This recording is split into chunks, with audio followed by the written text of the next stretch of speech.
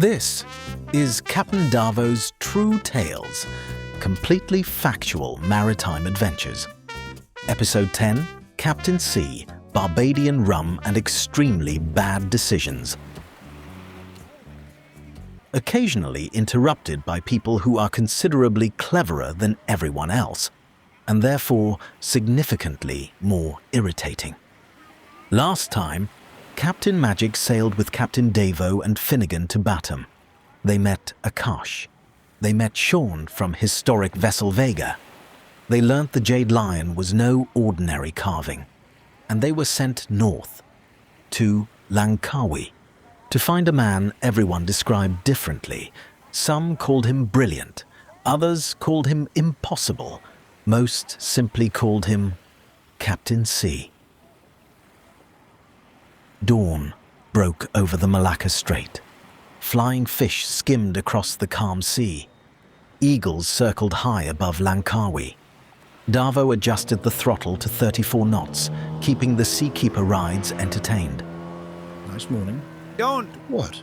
Every sailor who says that regrets it. It's superstition, just like bringing bananas on board. I love bananas. No, observation. Nobody said another word. Langkawi slowly emerged from the haze. Limestone cliffs rose dramatically from emerald water. Dense rainforest covered the hills. White yachts swung peacefully at anchor. Tourist ferries hurried towards Kauai. Somewhere nearby, somebody was already singing karaoke. It's not even 9 in the morning. Confidence has never required talent. Sean said Captain C would be easy to find. He is. Which yacht? The blue one. Old steel ketch. Mintaka. Captain Magic grabbed the helm and turned into a narrow mangrove creek. Hidden behind the trees sat perhaps a dozen cruising yachts. Most looked perfectly ordinary. One looked as though it had been designed by a paranoid electrical engineer a few decades ago. Blimey. That must be it. That's Mintaka. Solar panels covered every available surface. 3 wind generators turned lazily overhead. 7 antennas pointed in different directions. 2 weather stations, multiple GPS receivers, AIS aerials, VHF aerials, HF radio, Starlink. Every webcam carefully covered with black electrical tape. Why would anyone cover their own cameras? Ask him. The yacht itself was immaculate. Every halyard perfectly coiled, every shackle moused correctly, every line labelled. Even the fenders were equally spaced. He's either the most organised sailor in Southeast Asia, or completely insane. Both. They secured alongside. Nobody appeared. Captain C? Silence. Maybe he's ashore. Statistically improbable. Everyone turned. A man climbed out of the companionway carrying a tray. 3 mugs and a teapot full of rum. Barbadian rum. He looked about 39. Barefoot, immaculately trimmed beard. Crisp navy polo shirt. Pressed shorts, somewhat stained but nevertheless pressed. Looking considerably more like a Cambridge engineering lecturer than someone who had crossed the Indian Ocean. Good morning. Captain Darvo, I presume. You know me? Sean described you, rather inaccurately. And me? You required no description. Thanks. Rum and coke, or just rum? We'd actually... Rum it is. Right. Excellent. Civilization reached its pinnacle shortly after the invention of rum. Some people might say tea. Everything since has been a series of questionable decisions. Sean says you're a conspiracy theorist. No, I am a pattern recognition enthusiast. Isn't that the same thing? Only until sufficient evidence becomes available. Why have you covered your webcam with a tape? Because history repeatedly demonstrates that mankind possesses an extraordinary talent for inventing technologies before developing the wisdom required to use them responsibly. So, somebody is almost certainly watching. Nobody's watching. That is precisely what somebody watching would hope you believed. Finnegan slowly turned his mobile phone face down. Sensible. Approximately 14 years too late. Captain C took a sip of rum and opened a can of Kronenbourg Blanc 1664, then looked directly at the Jade Lion wrapped beneath Davo's arm. Gentlemen, I suspect you've had a remarkably interesting week. Captain C did not ask about the Jade Lion, which surprised everyone. Instead, he looked at Davo's boat, slowly, methodically, like a surveyor inspecting a bridge. Curious. What? Your starboard navigation light is approximately 4 degrees lower than the port. You can actually see that? Yes, it is rather distracting. Does it matter? Probably not. Nevertheless, it is incorrect. I noticed. I assumed as much. Captain C stepped aboard. He immediately straightened a loosely coiled dock line, then adjusted a slightly crooked fender, then looked at Finnegan. Better. Were those bothering you? Immensely. Sean said you had answers. Indeed. We'd quite like them if you don't mind. An entirely reasonable request. Excellent. Unfortunately, we have considerably more pressing matters. Such as? Mrs. Gnarly Bilge Pump. I'm sorry. What? Bilge Pump. We came all the way from Batham Admirable effort. to ask about the Lion. Yes, And we're fixing a bilge pump? correct. One should never discuss matters of consequence before determining whether one's guests are competent. We're being tested? Constantly. 20 minutes later, they were inside another yacht. An elderly Australian-Irish couple stood nervously beside the engine compartment. Oh, Captain C. Thank goodness. Good afternoon, Mrs. Gnarly. I think the pumps failed. No. Fuse? Also no. Battery? Unlikely. You haven't even looked yet. Correct. Which is why I have not yet been influenced by assumptions. Captain C climbed into the engine compartment. He reached down, tightened one hose clamp, cleaned one electrical connector, pressed the manual float switch. The pump burst into life. That's unbelievable. Not especially. Somebody had neglected routine maintenance. Mrs. Gnarly looked at her husband. How did you know? Because if the pump had genuinely failed, you would have described the symptoms differently. That's ridiculous. Most accurate observations do appear ridiculous, until one understands them. As they walked back along the pontoon, every third person waved at Captain C. Afternoon, Captain. Afternoon, Peter. You are right. About which matter? The anchor chain. Naturally. Captain C, the fuel dock says thanks. Entirely unnecessary. You saved them 3,000 ringgit. Then gratitude appears proportionate. Hey, stop frightening the tourists. They asked a question. You told them the marina breakwater was built incorrectly. It is.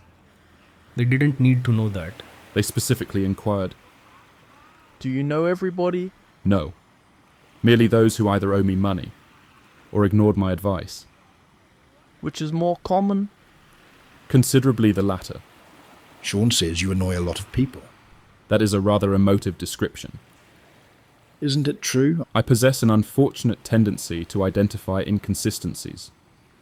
Such as? Incorrect charts, dubious registrations, poor maintenance, statistical anomalies. Human beings become remarkably defensive when confronted with evidence. Captain C suddenly stopped walking. Interesting. What? Captain C pointed towards a large catamaran. That vessel arrived this morning. So? It declared 80% fuel. Right. It has since taken on 400 litres. Maybe they wanted full tanks? They departed yesterday with full tanks. How do you know that? Because I keep notes. On everyone? Certainly not. Only on the interesting ones. Captain Magic glanced at the catamaran. He's right. You checked? Didn't need to. Captain C already had. Finnegan sighed. This is going to be one of those weeks. The four men continued walking around the marina. Captain C never seemed to stop observing. Every yacht, every rig, every mooring line, every person. It was as though his mind refused to switch off. Don't you ever relax? Frequently. When? Whilst sailing, You're analyzing everything now. precisely. Which is why sailing is relaxing. That made absolutely no sense. It rarely does initially. They reached the fuel dock. A marina attendant waved enthusiastically. Captain C, we fixed it. Excellent. You were right. Again, Unfortunately, you were, as always. what was wrong? He told us one of our diesel tanks was contaminated. Was it? 3 days later, We found water. Lucky guess. I do not gamble. Sean said everyone thinks you're a conspiracy theorist. That is because the average individual possesses a regrettable tendency to dismiss improbable conclusions without first examining the available evidence. English? People decide first, Finnegan. They think afterwards. That's what he means. So why did they call you Captain C? Nobody actually remembers. Maybe because I used to like a tipple of Canadian Club and ginger ale back in the day. Really? No, I simply refuse to tell anyone. That's annoying. Thank you. Captain C stopped in front of the marina notice board. He stared at it for several seconds. What now? Somebody has made a mistake. Again? Naturally. Tomorrow's high tide, 1423. The notice says 1432. 9 minutes? Correct. Does 9 minutes matter? Ask the Danish skipper in Singapore who grounds his yacht because he trusted a notice board rather than a tide table. You actually read these? Voluntarily, You're terrifying, mate. I don't know why I keep bumping into you. I have received that observation on several occasions.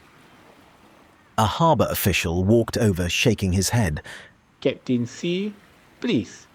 Good afternoon. Must you point out every mistake? No, Then why do you? because somebody eventually depends upon them being correct. The harbour official sighed. You are exhausting. No wonder why you don't have any friends. If you keep behaving like this, I won't give you a port clearance next time you want to depart or return to the island. Accuracy often is exhausting. Also, you will get in a lot of trouble if you do that. The official walked away.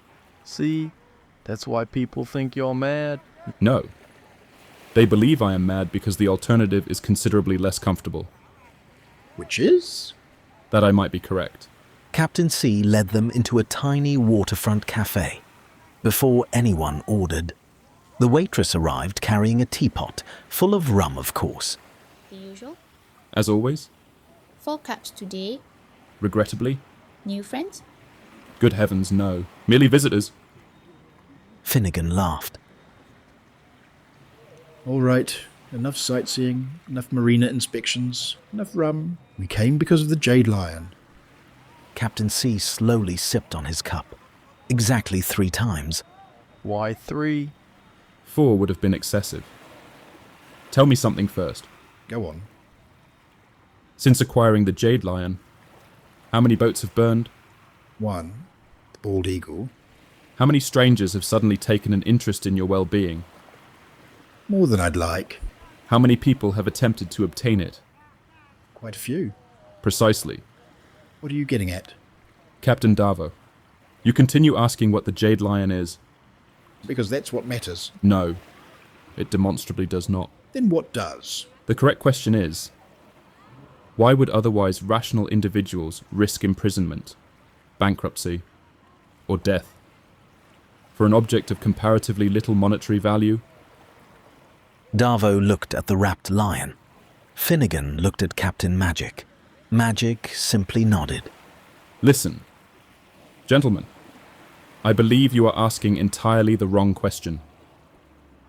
The waitress quietly returned. This time, she carried a dusty bottle of whiskey. Captain C looked at it, then at Davo. Did Sean instructed you to accept the first glass? He did. Sensible. He also said to refuse the second. Even more sensible. Why? Because after the second glass, human beings develop an unfortunate tendency to mistake confidence for competence. That actually explains a lot. Captain C carefully poured 4 identical measures. Every glass stopped at precisely the same height. You measured them. Naturally. Why? Equality is a remarkably underrated concept.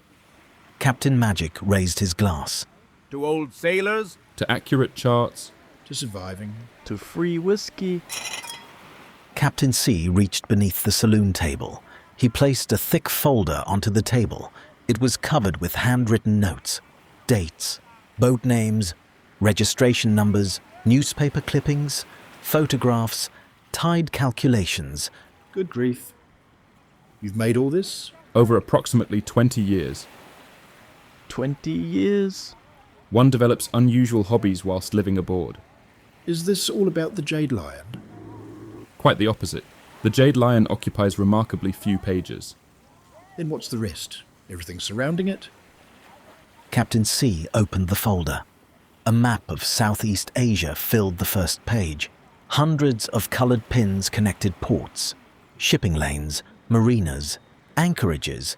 That's extensive. It is incomplete. How is it incomplete? Regrettably. I dislike incomplete information. Observe. He pointed to Singapore. A red yacht reported stolen. He traced a line towards Johor Bahru. It later appeared under another registration. Another line. Then changed ownership. Another. Then mysteriously vanished. So somebody's stealing boats. Occasionally, more often, they simply persuade paperwork to become imaginative. It's insurance fraud. Sometimes. Smuggling. Occasionally. Human trafficking. Captain C became quiet. Regrettably, yes. Nobody reached for their whiskey. So that's what this has always been about. No. That is merely one consequence. Then what is it about? Systems. Systems. Human beings have an extraordinary tendency to imagine that history is shaped by villains. It rarely is. It is generally shaped by thousands of ordinary people deciding that asking difficult questions would be inconvenient.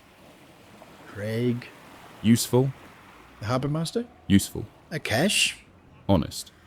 Yes. Sean. Irritating. Accurate though. Occasionally, entirely by accident. And Sinbad. Captain C slowly closed the folder. Captain Sinbad is the most misunderstood sailor in Southeast Asia. Sean thinks he's involved. Sean has committed the same error as almost everyone else. He has mistaken proximity for guilt. So Sinbad isn't chasing the lion? No. Then what is he chasing?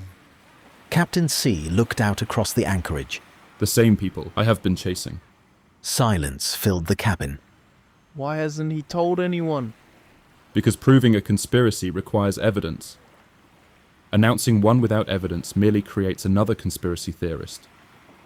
Like you? Precisely. Captain C finally picked up his whiskey. The difficulty with conspiracy theories is not that they are impossible. It is that they occasionally prove embarrassingly accurate. Nobody spoke for several moments. Even Finnegan appeared to be thinking. Captain C regarded this as a promising development. Excellent. Reflection. I do that sometimes. I had hoped as much. Why hasn't anyone stopped them? Because everyone assumes somebody else is responsible. That's it? History repeatedly demonstrates that civilization possesses an extraordinary capacity to outsource responsibility. That's probably true. It very often is. Captain C carefully closed the folder. He tied the cloth ribbon around it, then returned it to exactly the same place beneath the chart table. Do you keep everything organized? Of course. Why? Because entropy requires remarkably little encouragement. Captain Magic quietly looked out of the saloon window. We've got company. Captain C did not move. White motor yacht. Yes. 38 feet. Approximately. Twin outboards. Yes. You two finished? Darvo stepped into the cockpit. A sleek white yacht was slowly entering the anchorage. No yacht name, no home port, no courtesy flag. She slowed without anchoring. That's odd. Correct. She has no intention of anchoring. Maybe they're looking for a berth. No. How can you tell? Because the guy on the flybridge has looked directly at us 12 times. You counted? Yes, Finnegan. A second man raised binoculars. He wasn't looking at the anchorage. He wasn't looking at the mountains. He wasn't looking at the weather. He was looking directly at Darvo's boat. He was looking at the Nordic. They know. No, what? You survived. Could they just be curious? Curiosity tends to admire scenery. Surveillance tends to admire people. Right. That's unsettling. Entirely. Captain C reached for his binoculars. He observed the yacht for less than 10 seconds. Interesting. What now? Their anchor remains secured. Their fenders have not been deployed. Right. Yet they have entered an anchorage. They never intended to stop. They came to look at us. Precisely. Captain Magic quietly started the engine. Are we leaving? Yes. One does not run from uncertainty. One simply declines to become unnecessarily available. That's a very posh way of saying, let's bugger off. Indeed. Will we see you again? Captain C considered the question. Statistically, almost certainly. Good. I did not say I was pleased by the prospect. I think that's his way of saying goodbye. Good heavens, certainly not. Captain Darvo, I believe you continue to misunderstand your situation. Meaning? You imagine yourselves to be investigating a mystery. Captain C paused. For the first time all day, his voice lost every trace of humor. Gentlemen, you are no longer searching for the mystery. The mystery has begun searching for you. Darvo untied the lines. The Nordic eased quietly away from Captain C's yacht. Captain C remained standing exactly where they had left him. Rum in one hand and beer in the other. Nobody spoke for several minutes. Captain Magic turned the bow towards open water. Langkawi slowly disappeared behind them. Do you trust him? Yes, I do. And I don't trust many people. Really magic? Of course not, but I trust his conclusions, not him. Is there a difference? A very important one, Finnegan. A very important one. The Jade Lion remained wrapped beneath the helm, silent, ancient, seemingly ordinary, yet somehow it had already burned a yacht, scattered one crew, drawn strangers from 3 countries, and frightened the only man intelligent enough to understand it. Somewhere far behind them, Captain C quietly picked up his satellite phone. Good afternoon. Yes, they have it. No, they still have absolutely no idea what they are carrying. Agreed, it is time. Captain C calmly ended the call. He looked out across the Andaman Sea. Poor devils. Next time on Captain Darvo's True Tales, the season finale, Captain Sinbad finally tells his story. The lady in red reveals who she has really been protecting. Captain C discovers whether 20 years of obsessive note-taking was brilliance or merely exceptionally well-organized paranoia. Captain Darvo's True Tales is produced aboard the Nordic 26, somewhere in Southeast Asian waters. The Nordic 26, built for the water you actually live on. Find your Nordic at uxmarine.com.